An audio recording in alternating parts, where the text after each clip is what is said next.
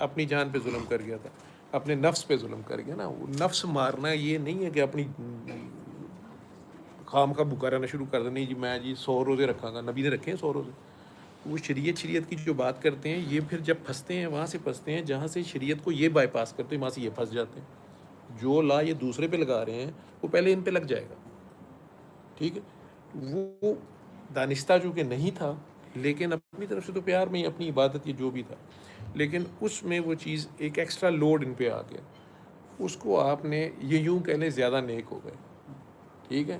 آپ نے وہ میوزک سنا دیا, ایک حرام تھوڑا سا زیادہ کھلا دیا انہیں, ایسے کہہ لیں. ٹھیک ہے. وہ جو رجت تاری ہو رہی تھی وہ یہ کہتا ہے تم حرام کام کرتے ہو, وہ حرام آپ نے کر دیا نا. نہیں تو یہ خیر اور شر میں نے بنایا, یہ اس نے بنائے اور یہ اس نے بنائے ہیں. تو یہ دن اور رات دونوں مل کے 24 گھنٹے بن رہے ہیں نا. لیکن وہ رات کو وہ ظلمات کہہ رہا ہے لیکن ساتھ ہی رات جو ہے اندھیرا ظلمات ہے لیکن ساتھ ہی وہ کہہ رہا ہے کہ یہ تمہارے آرام کے لیے. ٹھیک ہے. تو رات بھی اتنی ضروری ہے بنائی نا چیز. ہم عام انسان ہیں.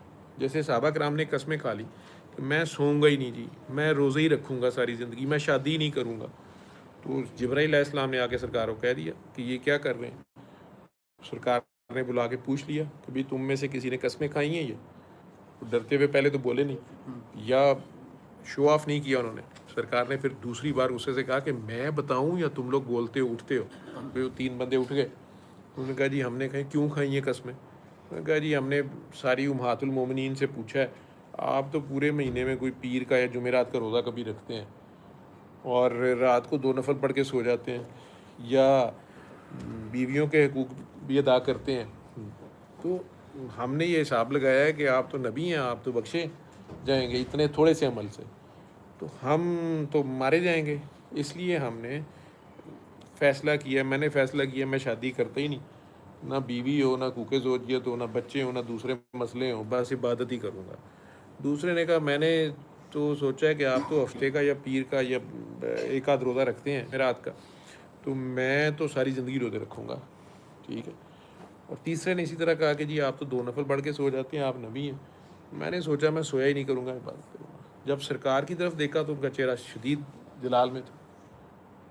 وہ تو عبادت کی باتیں کر رہے ہیں, اچھی باتیں کر رہے ہیں, لیکن سرکار نے پھر توقف کے بعد ایک فکرے میں بات کی کہ یعنی تم لوگ میرے سے آگے جاؤ گے, یہ قسموں کا کفارہ دو اور ختم کرو اس کو, اپنی جان پہ ظلم مت کرو. سمجھ گئے.